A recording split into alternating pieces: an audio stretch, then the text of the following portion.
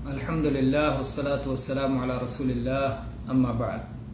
عن أبي حميد رضي الله عنه قال قال رسول الله صلى الله عليه وسلم إذا دخل أحدكم المسجد فليسلم على النبي صلى الله عليه وسلم وليقل اللهم افتح لي أبواب رحمتك وإذا خرج فليقل اللهم إني أسألك من فضلك. اخرجہ مسلم.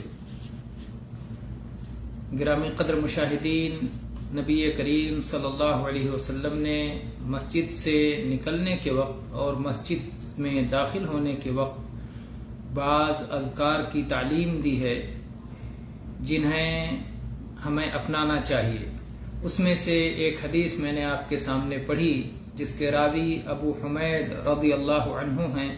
کہتے ہیں کہ اللہ کے رسول صلی اللہ علیہ وسلم نے فرمایا، جب تم میں سے کوئی شخص مسجد میں داخل ہو تو نبی صلی اللہ علیہ وسلم پر سلام بھیجے اور اس کے بعد کہے اللہم افتح لی ابواب رحمتک.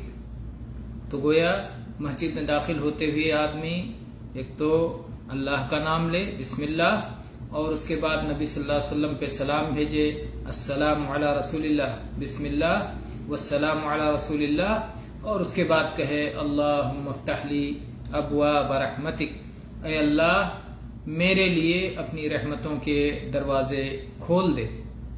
اور جب نکلے تو کہے اللہم انی اسألک من فضلک، اے اللہ میں تجھ سے تیرے فضل و کرم کا سوال کرتا ہوں.